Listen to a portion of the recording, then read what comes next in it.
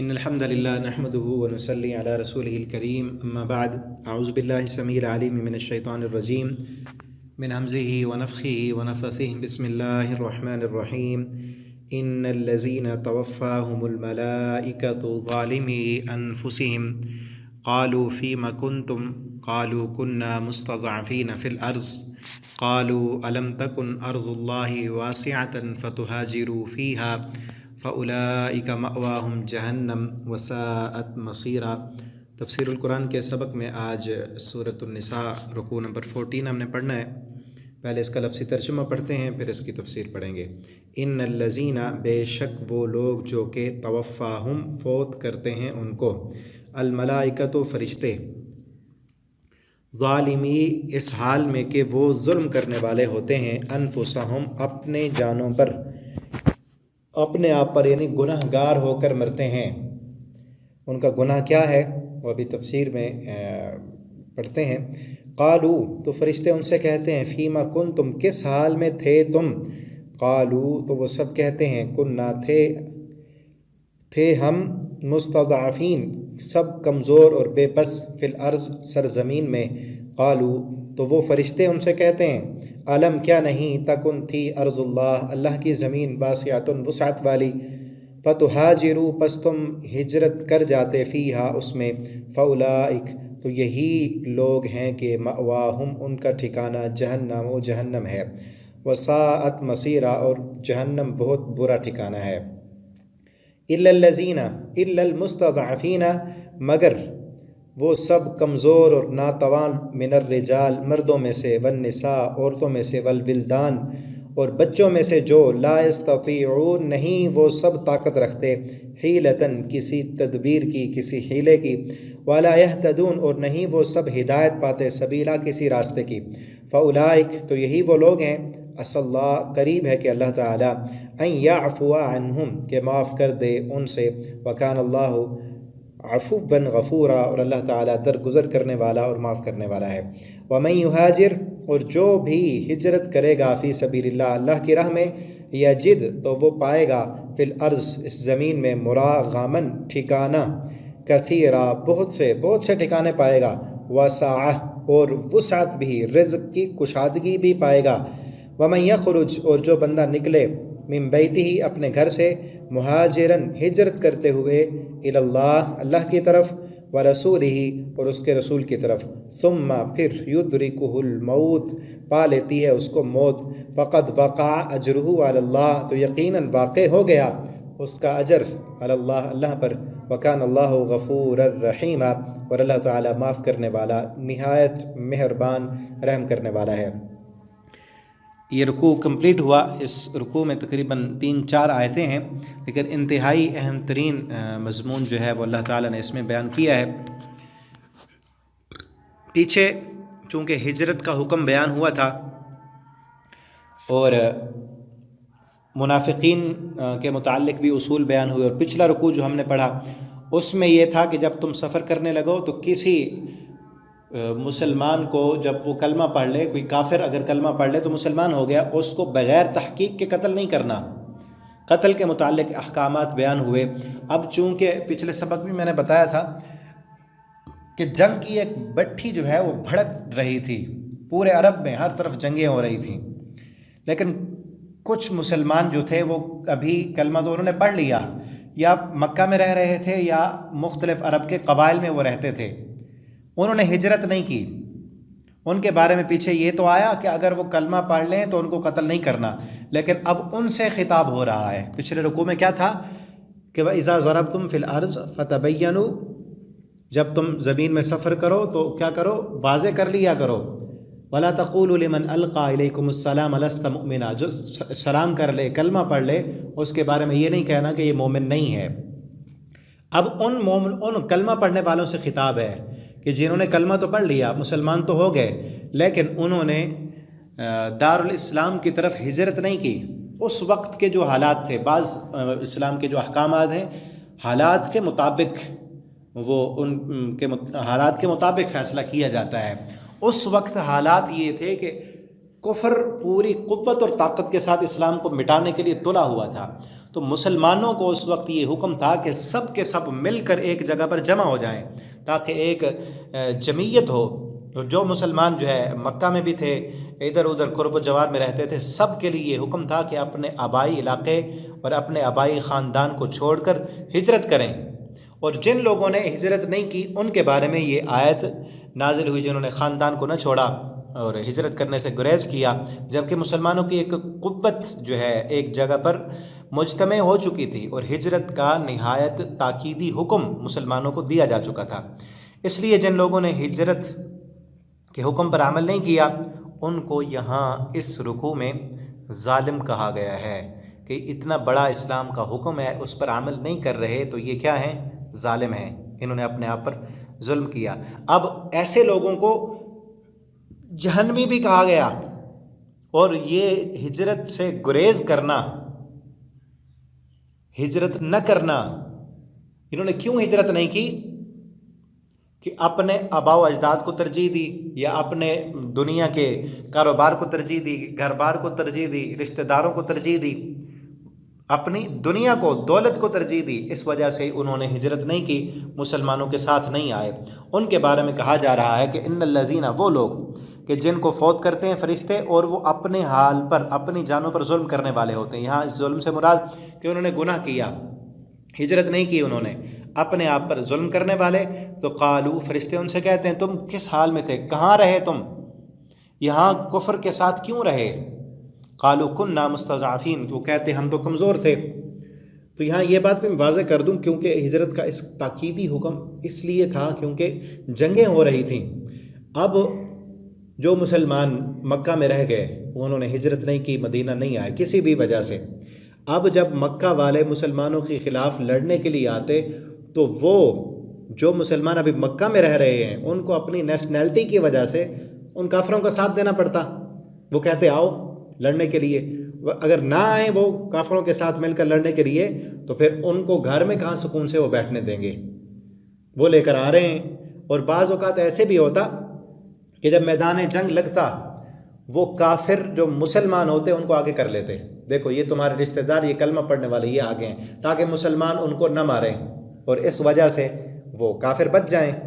ٹھیک ہے نا. تو ایک ڈھال بنایا ہوا تھا انہوں نے ایسے مسلمانوں کو. تو اس حال میں تاکیدی حکم تھا کہ اب جہاں کہیں بھی جو سچا اور پکا مسلمان ہے وہ ہجرت کر کے آئے. پیچھے منافقوں کے بارے میں بھی یہ الفاظ آئے تھے پچھلے سے پچھلے رکوع میں کہ جب تک حتی یہاجروا فیہا، وہ ہجرت کر کے نہ آئے تم نے ان کو اپنا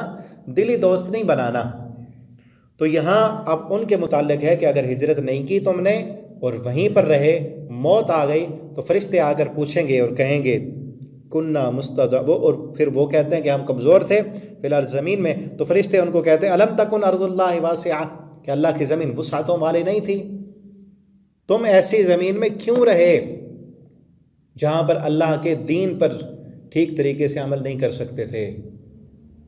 جہاں پر تمہیں نماز نہیں پڑھنے دیتے تھے، جہاں پر اللہ کی توحید قائم نہیں تھی، تم وہاں کیوں رہے؟ الم تکن ارض اللہ، کہ اللہ کی زمین وسعت والی نہیں تھی، فتہاجروا فیہا، تم سب ہجرت کر کے جاتے اس طرف تاکہ وہاں جا کر ایک اللہ کے سامنے تو جھکنے والے تم بن جاتے. یہاں سے ہمیں آیات تو اس وقت کی ہیں، اس کانٹیکس میں بیان ہو رہی ہیں جب ہجرت مکہ سے ہجرت کی تھی مسلمانوں نے، مدینہ میں ایک اسلامی حکومت قائم کی تھی. لیکن آج بھی اگر کوئی مسلمان کسی ایسے کافر ملک میں ہے کہ جس کافر ملک میں اس کو اسلام پر بھی عمل نہیں کرنے دیا جاتا، اسے نماز پڑھنے سے روکا جاتا ہے، اسے قرآن پڑھنے سے روکا جاتا ہے، وہ دینی شرعی جو اصول ہیں ان پر عمل نہیں کر سکتا، تو اسے چاہیے کہ وہ وہاں سے ہجرت کر کے ایسے مسلم ملک میں آئے جہاں پر اس کا اسلام تو محفوظ ہو. ٹھیک ہے نا. ہاں یہ ہے کہ نبی کریم صلی اللہ علیہ وسلم کی حدیث بھی ہے، آپ نے فرمایا لا ہجرت بعد الفتح، فتح مکہ کے بعد آپ نے فرمایا کہ اب فتح مکہ فتح ہو گیا، اب ہجرت نہیں ہے، وہ ہجرت نہیں. لیکن آج بھی وہ اگر کوئی انسان کسی ایسے ملک میں رہتا ہے جہاں پر ایسے ماحول ہے یا ایسی سوسائٹی ہے، اس کی ایسے دوست ہیں کہ جو اس کے دوست اس کو نماز نہیں پڑھنے دیتے، اس کے دوست اس کو پردہ نہیں کرنے دے رہے، اس کے دوست اس کو قرآن نہیں پڑھنے دیتے، مذاق اڑاتے ہیں، تو ایسے لوگوں کی مجلس چھوڑنا یا ایسی بستی کو چھوڑ دینا، ایسے شہر سے ہجرت کر کے اور شہر میں چلے جانا جہاں پر اچھے لوگ ہوں، دیندار لوگ ہوں، یا ایسے ملک کو چھوڑ دینا دوسری جگہ صرف اس وجہ سے کہ میں اپنے اسلام کو بچا سکوں، میرے بچے وہ اسلامی اقتدار جو ہے ان پر عمل کرنے والے ہوں، اسلامی روایات کا ان کو پتہ ہو، ٹھیک ہے نا۔ چونکہ اکثر لوگ جو ہے جاتے ہیں ہجرت کر کے دوسرے ملکوں میں، یورپ میں، اور وہاں پر پھر کافروں کے ساتھ ان کے بچے چونکہ وہاں اس ماحول میں ڈھل چکے ہوتے ہیں، پھر جو ہے ان کا واپس اسلام کی طرف آنا بڑا مشکل ہو جاتا ہے۔ تو اس لیے ایسے ماحول میں اپنے بچوں کو نہ رہنے دیں جہاں پر بچے اسلامی روایات ہی بھول جائیں، اللہ کے احکامات ہی بھول جائیں، قرآن اور حدیث اور دین کی بنیادیات کا ہی جہاں پر جو ہے امتیازیات اور فرق انسان کو بھول جائے،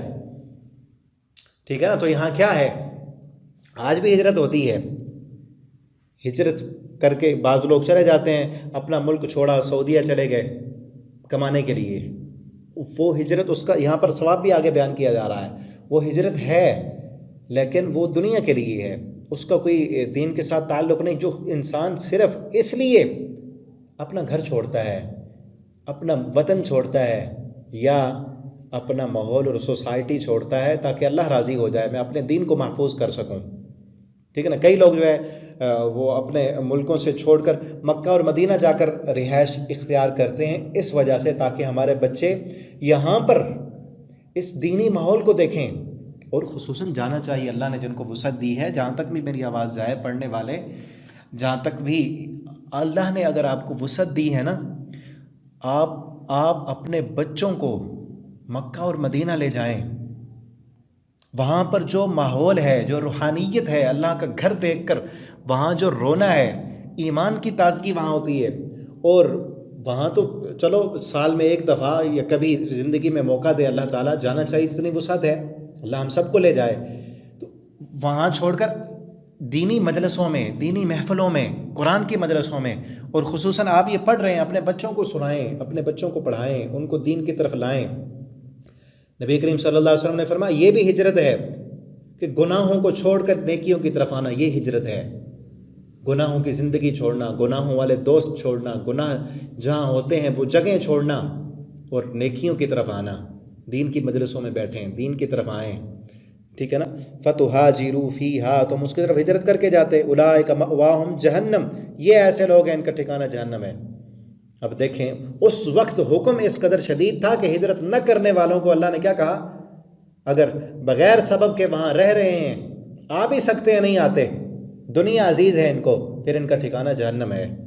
وساعت مسیرہ، اور وہ بہت برا ٹھکانہ ہے۔ ہاں ان لوگوں کو مستثنیٰ کیا گیا جو مستضعفین، کمزور ہیں، ناتواں ہیں، اور من الرجال، مردوں میں سے، یعنی بوڑھے مرد ہیں، وہ کچھ نہیں کر سکتے، پیدل چلنے کی استطاعت، طاقت نہیں ہے، سواری ان کے پاس نہیں ہے، کوئی راہبر قائد نہیں، والولدان، اور چھوٹے بچے، لا یستطیعون حیلہ، وہ کوئی تدبیر نہیں چاہتے، ان میں عورتیں بھی آ گئیں، ٹھیک ہے۔ ہاں یہ بھی ہے، بعض عورتوں نے نبی کریم صلی اللہ علیہ وسلم جب ہجرت کر کے مدینہ میں آئے، کئی عورتوں کے ہمیں نام ملتے ہیں جنہوں نے اکیلے مکہ سے مدینہ کی طرف ہجرت کی، ان کے خاندان والے مسلمان نہیں ہوئے، لیکن سب کے لیے ممکن تو نہیں تھا، ایسا تو سیٹ اپ کوئی لیتا ہے نا، سب کے لیے ممکن نہیں تھا، تو اس لیے ان کو معذور کیا گیا کہ وہ جو آنا چاہتے ہیں لیکن آ نہیں سکتے، راستہ دیکھا ہوا نہیں ہے، راہبر نہیں ہے۔ اور یہ تھوڑی تھا کہ آج کل جس طرح بڑی سہولتیں ہیں، آج تو امریکہ جانا ہو تو اکیلی عورت جو ہے چلی جا سکتی ہے جہاز پر بیٹھ کر،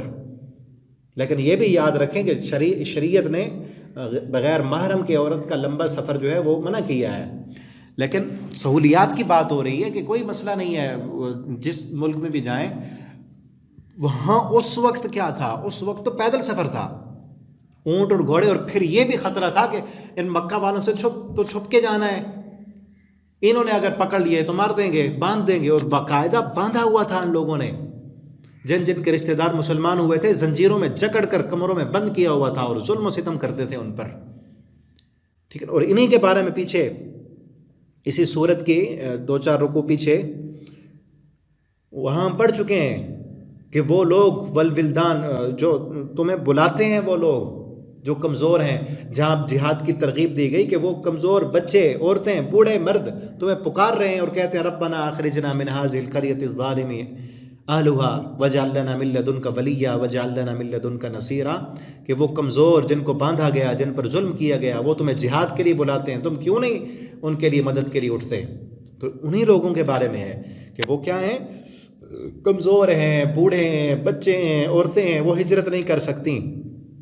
ایمان تو آ گیا ان کے دل میں، اب ان پر ظلم ہو رہا ہے اور وہ کوئی ہدایت اور راستہ نہیں پاتے، تو ایسے لوگوں پر کوئی جرم نہیں ہے، کوئی گناہ نہیں ہے، کیونکہ وہ آ ہی نہیں سکتے۔ فاولئک عسى اللہ، تو ان قریب یہی لوگ ہیں اللہ ان سے درگزر کرے گا، یعفو عنہم، اللہ ان کو معاف کر دے گا، وکان اللہ عفوا غفورا، اللہ معاف کرنے والا اور درگزر کرنے والا ہے۔ ومن یہاجر فی سبیل اللہ، اور یہاں پھر ہجرت کی فضیلت بھی بتا دی گئی، جو بندہ بھی ہجرت کرے گا اللہ کی راہ میں تو وہ پائے گا مراغمن کثیرہ، بہت وسعت، بہت ٹھکانہ، مراغم کہتے ہیں ٹھکانہ یعنی جگہ، تم یہ سمجھتے ہو کہ یہاں ہمارا گھر ہے، آباء و اجداد نے دیا ہے، آ گیا ہے، یہاں سے ہجرت کر کے کسی اور ملک میں چلے گئے، پتہ نہیں وہاں گھر ملے گا یا نہیں ملے گا، پتہ نہیں وہاں بھی ہمیں کچھ ملے گا یا نہیں ملے گا، یہ ہوتا ہے نا، شیطان دل میں ڈالتا ہے۔ اس وقت کے بھی جو نئے نئے مسلمان تھے کلمہ پڑھنے، جو نہیں آئے ہجرت کر کے، یہی سوچا کہ پتہ نہیں وہاں رہائش ملے گی یا نہیں ملے گی، کیا کریں گے، کیسے ہوگا۔ اللہ فرماتے ہیں اللہ پر توکل کر کے نکلو، مراغمن کثیرہ، بڑی وسعت اللہ دے گا تمہیں، وسعہ اور کشادگی، مراغم کا معنی ٹھکانہ، جگہ، اور وسعہ کا معنی رزق میں کشادگی، یہاں جو ہے اس سے بڑھا چڑھا کر اللہ تمہیں دے گا۔ اور اگر سیرت کی کتابیں پڑھ کر دیکھیں نا، صحابہ کے واقعات پڑھ کر دیکھیں اور بعد والوں کے واقعات، جنہوں نے اللہ کی خاطر قربانی دی نا، اللہ نے بڑی وسعتیں دی ہیں، ان کو بڑی وسعت دی ہے۔ اور ایک کتاب ہے من ترک شیئا للہ عوضہ اللہ، جو بندہ اللہ کے لیے کچھ چھوڑتا ہے نا، اللہ اس کو دنیا میں اس سے بڑھا چڑھا کر ضرور عطا کرتے ہیں۔ یہ ہو ہی نہیں سکتا کہ اللہ کے لیے آپ قربانی دیں، کوئی چیز، اپنی قیمتی ترین چیز چھوڑ دیں، اس کا سبب چھوڑنے کا اللہ کی رضا ہو۔ اللہ کے لیے کوئی بندہ اپنی نوکری چھوڑتا ہے کہ یہ حرام ہے، سود ہے، بینک کی نوکری چھوڑ دیتا ہے اللہ کی رضا کی خاطر، ایسی ملازمت چھوڑتا ہے جہاں اس کو نماز نہیں پڑھنے دے رہے، اللہ اس کو ضرور اور دیں گے۔ اس کتاب میں بڑے واقعات لکھے ہیں، من ترک شیئا للہ عوضہ اللہ، بلکہ اردو ترجمہ بھی ہے اس کا، اور بڑے زبردست اس میں واقعات لکھے ہیں۔ اور میں صحابہ کے واقعات، حضرت ابو ہریرہ رضی اللہ تعالیٰ عنہ، وہ خود کہتے تھے جب بعد میں نا مدینہ کے گورنر بنے تھے، ایک دور میں حضرت ابو ہریرہ رضی اللہ تعالیٰ عنہ مدینہ کے گورنر تھے، وہ کہتے تھے، عربی میں شعر پڑھتے تھے، ابو ہریرہ اپنی اوقات یاد کر، تو کون تھا، تو ایک غلام تھا اور تو بکریاں چراتا تھا، غلامی کرتا تھا، تیرا کام یہ تھا کہ قافلے والے اونٹوں پر چلتے تھے تو ان کے ساتھ پیدل چلتا تھا، اور جہاں وہ رات گزارتے تھے تو ان کے لیے لکڑیاں اکٹھی کر کے لاتا تھا، ٹھیک ہے نا، ان کے لیے کھانا پکاتا تھا، یعنی ملازم کا جو کام ہوتا ہے، ایک نوکر، خادم۔ اور ابو ہریرہ کہتے ہیں پھر تجھے اسلام نے، ابو ہریرہ ہجرت کر کے آئے، اور صحابہ کے واقعہ دیکھیں، سلیمان فارسی رضی اللہ تعالیٰ عنہ فارس سے چل کے آئے، اور ان کی داستان پڑھ کے دیکھے نا بندہ ایسے آنکھوں سے آنسو آ جاتے ہیں، کس قدر حق کے متلاشی تھے، کہاں کہاں بکتے بکاتے آئے، اور کتنا انتظار تھا ان کو محمد رسول اللہ صلی اللہ علیہ وسلم کا۔ وہ بھی ہجرت کر کے آئے، عمار آئے، ٹھیک ہے نا، صہیب آئے، رومی، صہیب رومی کیوں کہتے ہیں، روم سے چل کے آئے، ٹھیک ہے نا، کتنے، حضرت ابو ہریرہ بھی کہتے ہیں میں ہجرت کر کے آیا، اللہ نے مجھے اس ہجرت کی وجہ سے جو برکتیں دیں، آج مدینہ والے میرا حکم مانتے ہیں، آج مجھ سے لوگ فتوے پوچھتے ہیں، ٹھیک ہے نا، اللہ دنیا میں دیتے ہیں۔ حضرت عبد الرحمن ابن عوف، میں واقعات بیان کرتا رہا ہوں نا تو بڑی لمبی لسٹ ہے، ایک ہی عبد الرحمن ابن عوف کا تذکرہ کر کے بات ختم کرتے ہیں، اور آگے سبق بھی ہمارا میرے خیال سے کمپلیٹ ہے۔ حضرت عبد الرحمن ابن عوف رضی اللہ تعالیٰ عنہ، بڑا دردناک واقعہ ہے ان کا، ہجرت کر کے جب جانے لگے نا، مکہ چھوڑا، گھر چھوڑا، ٹھیک ہے نا، اور بڑے مال و دولت والے تھے، سب کچھ چھوڑ دیا اپنا، گھر بھی، دکانیں، جائیداد، سب کچھ چھوڑا، ایک اونٹ، اپنی بیوی اور ایک بیٹا، چھوٹا سا بیٹا ان کا، اس کو بیٹے کو آگے بٹھایا اونٹ پر، بیوی پیچھے، اور ایک پوٹلی لی سامان کا تھیلا، اس میں کچھ قیمتی چیزیں، درہم و دینار جو بھی پیسہ ہوگا وہ لیا، باقی سب کچھ چھوڑ دیا، چل پڑے مدینہ کی طرف۔ اب نہ پیچھے مکہ والے کہاں جانے دے رہے تھے، مسلمانوں کو نہیں جانے دیتے تھے، چل پڑے۔ وہ پیچھے آئے، ان کو اطلاع ملی، عبد الرحمن ابن عوف کیا جو سسرال والے تھے نا، سسرال والے، اس کی بیوی کے رشتہ دار، باپ بھائی، وہ آ گئے، آ کر کہنے لگے عبد الرحمن کہاں جا رہے ہو؟ کہتے ہیں میں نے محمد الرسول اللہ کا کلمہ پڑھا ہے تو مدینے جا رہا ہوں۔ کہتے ہیں پھر جاؤ، یہ بیوی جو تمہاری بیوی ہے نا، یہ بیٹی ہماری ہے، تم جاؤ، یہ نہیں جا سکتی، حالانکہ وہ بھی مسلمان تھی، چھین لی بیوی کھینچ کر۔ کیا عالم ہوں گے وہ۔ اسی طرح کا ایک واقعہ ابو سلمہ اور ام سلمہ کا بھی ہے۔ ابو سلمہ باپ، بیوی اور بیٹا ان کا، ماں کو الگ کر لیا، باپ کو الگ کر دیا اور بیٹے کو الگ کر دیا۔ ام سلمہ آتی تھی روزانہ اسی جگہ پر جہاں پر اس کا بیٹا اور اس کا شوہر جدا ہوئے تھے، وہاں روزانہ روتی رہتی ہیں اس جگہ پر مکہ میں، ٹھیک ہے۔ تو میں عبد الرحمن کا ذکر کر رہا تھا، عبد الرحمن سے بیوی چھین لی۔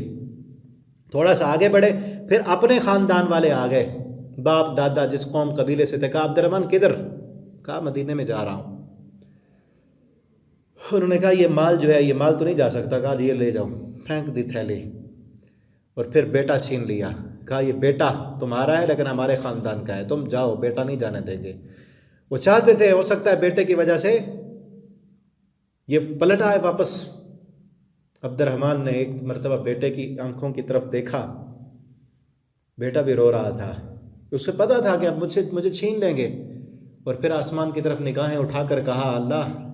یہ بیٹا تو نے دیا تھا اور مجھے میری جان سے بھی زیادہ عزیز ہے یہ بیٹا، لیکن اللہ تو جانتا ہے تیرے نبی کی خاطر، تیرے دین کی خاطر میں اپنی جان تک قربان کر سکتا ہوں، یہ بیٹا کیا ہے، 1000 بیٹے ہوں تیرے نبی کے قدموں پہ قربان۔ کہا بیٹا لے جاؤ، لے گئے بیٹا، اونٹ بھی چھن گیا، پھر پیدل سفر کیا۔ اگر آپ مکہ سے مدینہ گئے ہیں تو راستے میں دیکھیں کہ اس قدر پتھریلے، اب تو روڈ بنے ہیں نا، ذرا وہاں دیکھیں۔ میں گیا، اللہ مجھے لے گیا، میں سارا راستہ یہی دیکھتا رہا اور ذہن میں تھے یہ سارے واقعات، عبد الرحمن ابن عوف کا، عبداللہ ذی البجادین کا ہے، ابو سلمہ کا، کتنے صحابہ ہیں ایسے پیدل چل کے آئے، پھر مکہ سے پیدل چلے، پتھریلا علاقہ ہے، جنگلات ہیں، سنگلاخ پہاڑ ہیں، کوئی راستے میں جاننے والا نہیں ہے کہ پڑاؤ کریں گے، پتہ نہیں کہاں سے کھانا ملے گا، رات کہاں ہوگی، دن کہاں ہوگا، کوئی پتہ نہیں ہے۔ کئی دنوں کا سفر کر کر کے مکہ میں پہنچے تو حالت یہ تھی عبد الرحمن کی کہ ہونٹوں سے بھی خون بہہ رہا ہے، بھوک کی وجہ سے ہونٹ پھٹ چکے ہیں، پاؤں چلنے کی وجہ سے پھٹ چکے ہیں، ہونٹوں سے بھی خون، پیروں سے بھی خون۔ نبی کریم صلی اللہ علیہ وسلم نے نماز پڑھائی، دیکھا عبد الرحمن ابن عوف آئے ہیں، عبد الرحمن چیخیں مار کے نبی صلی اللہ علیہ وسلم سے چمٹ گئے، لپٹ گئے۔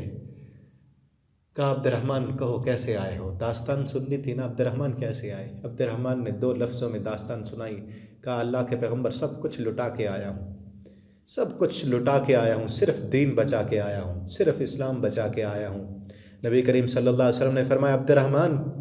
اگر سب کچھ لٹا کے آئے ہو، دین بچا کے آئے ہو تو سمجھو کچھ بھی نہیں لٹایا ہے، اللہ کی رضا پا کے آ گئے ہو، رب کی جنت پا کے آ گئے ہو۔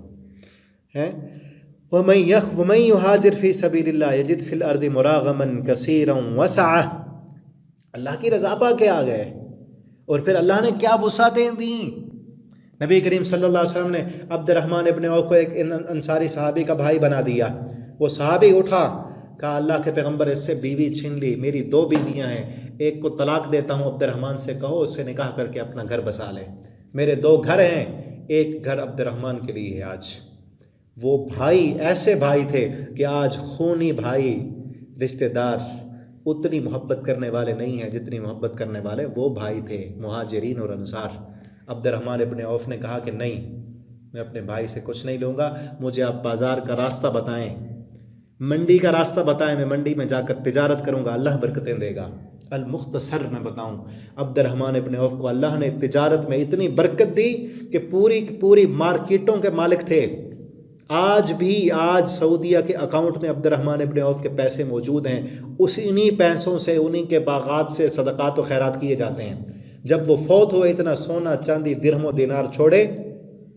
کہ ان کے سونے اور چاندی کو کلہاڑوں کے ساتھ کاٹ کاٹ توڑ کر ان کی بیویوں اور بیٹوں میں تقسیم کیا گیا۔ اللہ نے بیویاں بھی اور دیں، بیٹے بھی اور عطا کیے، سونا اور چاندی بھی دیا، درہم و دینار بھی دیے۔ اللہ نے پوری کی پوری مکہ مدینہ کی مارکیٹوں، کپڑے کی دکانیں، مارکیٹوں کا مالک بنا دیا اللہ نے۔ اور ایک مرتبہ عبد الرحمن ابن عوف کا تجارتی قافلہ شام سے آیا اور لدا ہوا اتنے بڑے اونٹ تھے کہ مدینہ کی زمین ہلنے لگی۔ بڑے بڑے تاجر بیوپاری آئے ہوئے تھے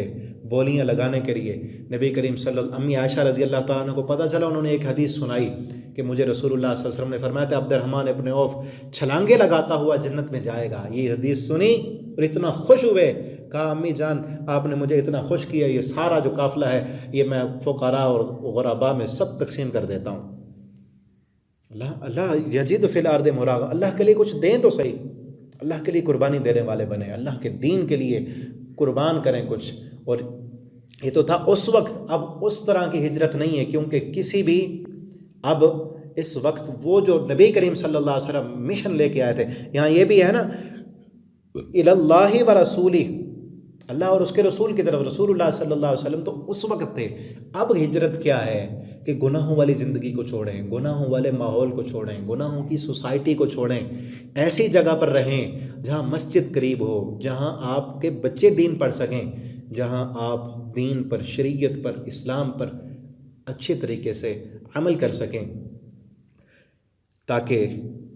ہم دنیا و آخرت میں کامیاب ہو سکیں اور اللہ کے لیے قربانیاں دینے والے بنیں۔ یہ ہجرت کیا ہے؟ قربانی دینا ہے۔ ان ساری چیزوں کو اللہ کے لیے قربان کریں، وقت دیں اللہ کے لیے، اپنا پیسہ اور مال اللہ کے دین کے لیے خرچ کریں،